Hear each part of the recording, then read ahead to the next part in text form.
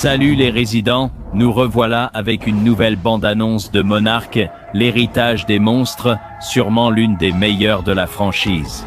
Elle offre un meilleur aperçu du dernier Monsterverse, avec plus d'acteurs principaux, l'histoire de Kong, le nouveau Titan X, et sûrement certaines des meilleures scènes de Godzilla jamais vues. Dans le Monsterverse, ce que nous avons vu laisse penser que la saison 2 de Monarch pourrait être l'élément le plus important du Monsterverse depuis des années.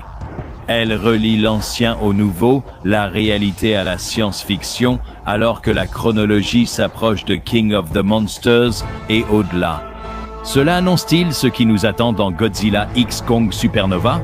Découvrez avec nous la nouvelle bande-annonce de la saison 2 de Monarch. Fan de la première saison, je suis très enthousiaste pour la suite, tout en voyant où des améliorations auraient été possibles dans cette deuxième saison. Et cette bande-annonce semble le démontrer parfaitement. Elle paraît beaucoup plus centrée sur les monstres, et je ne vais pas vous en priver. Il y a beaucoup à découvrir. Et pour vous, les fans du G-Man, il y a un extrait supplémentaire qui n'a pas été révélé dans la bande-annonce, et que vous avez peut-être manqué, donc on va l'analyser pour vous ici. N'oubliez pas de vous abonner, sinon, comme 64% des gens, vous risquez de manquer l'actualité. Rejoignez-nous sur Dangerville pour suivre toutes les dernières actualités sur les Titans. Vous vous souvenez quand ils ont dévoilé ces affiches montrant le poste avancé de Monarch, que beaucoup assimilent à Castle Bravo, la plateforme de recherche en mer de King of the Monsters? En fait, cela a sans doute été révélé dans cette bande-annonce. Parce que la première chose que l'on voit, c'est ce nouveau vaisseau élégant qui, selon moi, pourrait être lié à Monarch ou Apex, mais très probablement à Monarch. Il fonce vers la tempête de Skull Island pour une raison inconnue, peut-être pour retrouver les membres coincés après la crise de Kong en début de saison. Puis Kate dit « Tu entends ça ?» alors que l'eau ondule, suggérant qu'une grosse chose approche.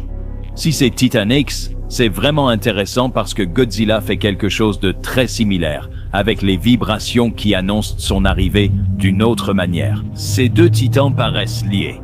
Nous en avons déjà parlé dans l'analyse précédente, et il pourrait y avoir un lien entre Godzilla, Titan X et peut-être Space Godzilla. Le plan suivant dévoile mieux ce nouveau monstre terrifiant. J'aime que cette saison semble s'inspirer de Menace-1. Ils utilisent l'océan pour montrer à quel point ces monstres géants sont terrifiants. Ensuite, des plans prolongés du teaser montrent Titan X traînant ce pauvre gars sous l'eau. On confirme désormais qu'il ne s'agit pas de Licho. Dieu merci, Zilla. Dans ce plan, Titan X se dirige vers des navires, puis change de direction. J'imagine que les personnes à bord ont dû avoir très peur. Il est clair que ceux sur ce navire cherchent à le distraire. Testerait-il une version précoce de la technologie Orca, développée à cette époque? Il attire la créature pour l'éloigner et éviter des pertes. Puis, d'autres plans issus de la précédente bande-annonce nous offrent un contexte sur ces scènes. D'après la déclaration de Kate, on dirait qu'elle a activé le portail pour accéder à Mundi dans le but de libérer Licho après qu'il ait été abandonné à la fin de la saison 1. Elle voulait arranger les choses et le sortir de là. Mais en retour, il semble qu'elle ait réveillé Titan X et l'ait libéré dans le monde, ce qui bien sûr aura des conséquences, ce qui semble être le thème de cette saison. On le voit plus tard dans la bande-annonce, quand l'appareil ouvre un passage vers la Terre creuse. Et de là sort Titan X, qui arrive en frappant, agitant ses tentacules dans tous les sens, et si vous regardez bien, quelqu'un ici se fait littéralement massacrer par l'un des tentacules. Cela rappelle presque l'élimination de Vivian Graham dans King of the Monsters. Je dirais que c'est Keiko, mais elle se tient là en arrière-plan, ce qui me fait penser que cela pourrait être Natalia Verdugo, la directrice adjointe et chef de Monarch, puisque elle porte le même style de vêtements et a la même coiffure, donc si c'est bien elle, eh bien, il ne va pas rester grand-chose d'elle. Ensuite, on voit de plus près le nouveau navire, probablement lié à Monarch. Il semble être un vaisseau de recherche mobile, ce qui sera très utile. En observant cette grande demoiselle, regardez comme elle est énorme. Voici aussi un plan sympa de l'île du Crâne. Car on peut voir des elfeuilles, sans doute la créature originale la plus récurrente de cette franchise. Ensuite, on a ce plan incroyable qui montre le Titan X dominant Kate, et regardez à quel point elle est à la fois terrifiante et magnifique. Ce plan sera important plus tard car il révèle une caractéristique intéressante partagée avec une grosse mythe. Avec cette image, je me demande si le Titan X sera neutre, ni bon ni mauvais, juste un animal cherchant à survivre. Cela se voit aussi quand Kate partage un moment avec lui, rappelant une scène de la saison 1 avec Godzilla.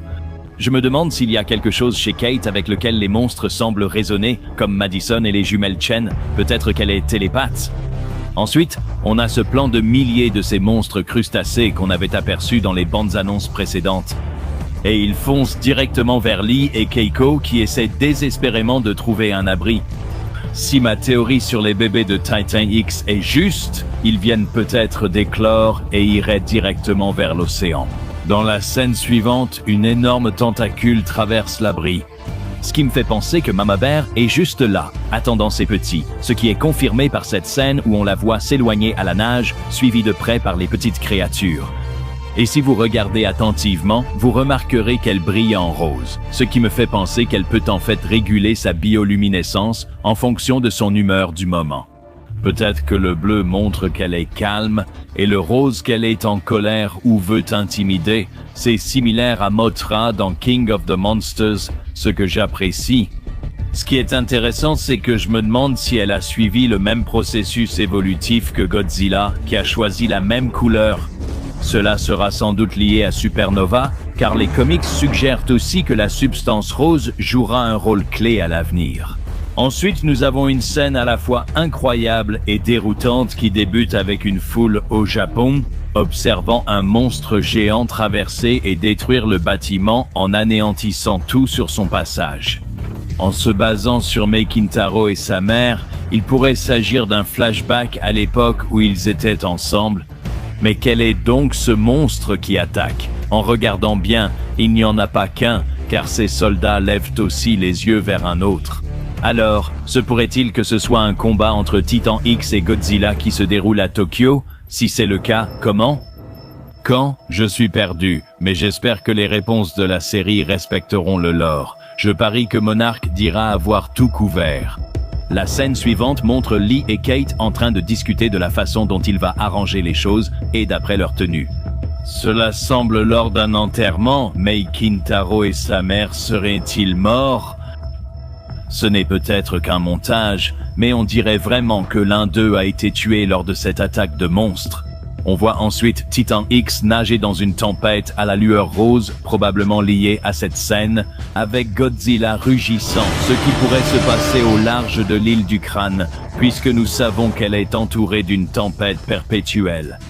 Si c'est le cas, nous pourrions assister à une bataille dans l'océan entre le G-Man et Titan X. Et d'après la citation de Lee Shaw, il faut un monstre pour en vaincre un autre.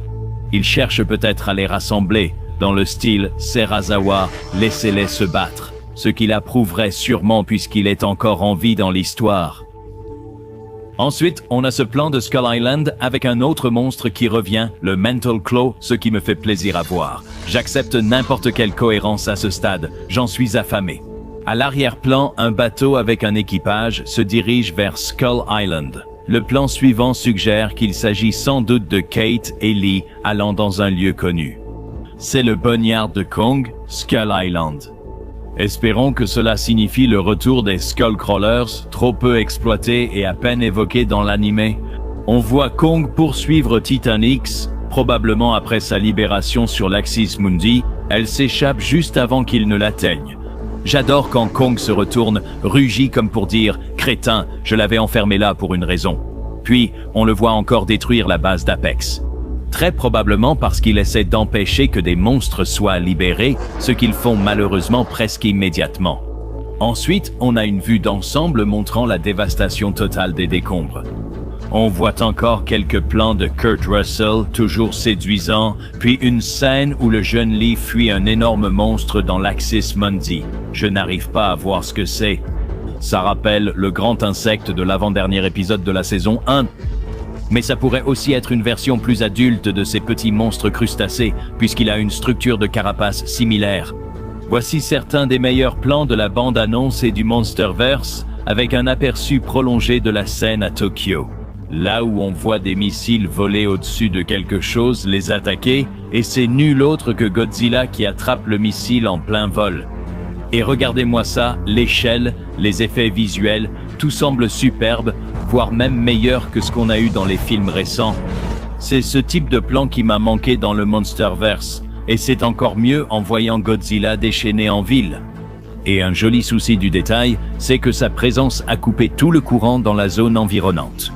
Les bâtiments et rues sont plongés dans l'obscurité, éclairés seulement par les flammes. Plus loin, l'électricité fonctionne encore. Ce plan est incroyable. C'est ainsi que Godzilla devrait être imposant et terrifiant, mais pas forcément maléfique, car dans cette scène, il cherche probablement Titan X pour l'affronter et rétablir l'équilibre. Je me demande toujours à quelle époque cela se passe, car Godzilla n'a été vu du public qu'en 2019. Soit Monarch a très bien caché tout ça, soit tout le monde est mort. Il faut attendre, je suppose. On voit d'autres plans du Titan X tandis que des avions de chasse survolent la zone à la poursuite de leur cible. Et à sa poursuite, il semble y avoir un appareil de Monarch qui ressemble à un Argo miniaturisé. Je me demande si c'est un prédécesseur, mais le Titan X l'élimine facilement du ciel, mettant vite fin à la poursuite. Ensuite, Kate parle à celui que je crois être Kintaro, ému à l'idée de ne pas refaire la même erreur. Cela suggère qu'elle a peut-être perdu quelqu'un après une dispute. Donc, elle pourrait parler de Mei, s'il vous plaît, ou peut-être même de son père, Hiroshi. Ensuite, on voit Keiko enlacer Hiroshi. Moment très touchant, surtout qu'elle doit se sentir coupable d'avoir raté des décennies de la vie de son fils. Dites ce que vous voulez sur le drame moderne. Ces personnages comptent parmi les plus fascinants de la série, j'ai donc hâte d'en voir davantage. Nous retournons sur l'île du crâne alors que nous voyons quelqu'un se faire attraper par ce monstre arboricole terrifiant dans une scène qui rappelle étrangement l'île du crâne. La créature aux longues pattes, elle, paraît inédite, se camouflant en arbre pour piéger des proies inattentives. Peut-être une des plantes carnivores attaquant l'équipe de Conrad. Dans la novélisation de Skull Island, un monstre au sang acide attire les créatures dans sa gueule. Il pourrait aussi être une liane étranglante du jeu de rôle Skull Island. On voit de nombreuses similitudes sur la photo. Il attrape ensuite Mei et l'attire dans son piège. Ensuite, on revoit le visage de Titan X, et mon Dieu, seule sa mère pourrait l'aimer. Elle fait peur. Je ne comprends pas pourquoi elle poursuit Lee.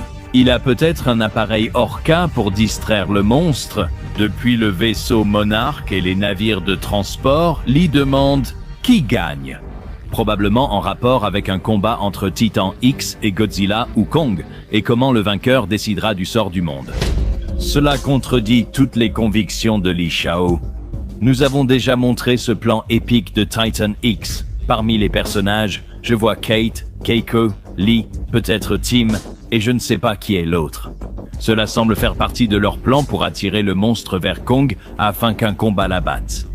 Keiko fuit rapidement les tentacules de Titan X, tandis que le reste de l'équipe, Hiroshi, Kintaro et Mei tentent d'attirer l'attention de Kong, ce qui nous amène ici. Un affrontement épique entre Kong et Titan X sur l'île du crâne. C'est incroyable, on n'a pas vu ça dans le Monsterverse depuis longtemps.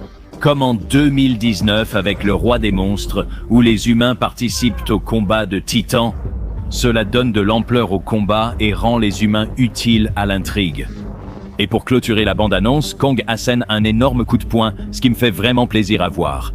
Même dans les films récents, il ne semble pas donner de vrais coups, mais ici, le combat paraît brut et intense. On enchaîne avec Monarch, l'héritage des monstres, qui sort le 27 février dans quelques semaines. Et ce n'est pas tout. L'application Apple TV+ propose un long extrait de la bande-annonce. On aperçoit une bataille entre Godzilla et Titan X, le roi des monstres surgissant de l'océan, ruisselant d'eau. Et Titan X enroule ses tentacules autour de lui, engagé dans le combat. Mais ensuite, Godzilla charge son souffle atomique et le projette sur elle, la forçant à fuir. Tout ce passage se passe sur l'île du crâne. Il est possible que Godzilla aide vraiment Kong lors du combat. C'est logique s'ils disent Kong qu'il est plus grand que les deux titans alpha, et s'ils battent le titan, Godzilla pourrait dire tu restes sur cette île, tu ne bouges pas, puisqu'il n'y a rien qui dit qu'ils se sont déjà rencontrés.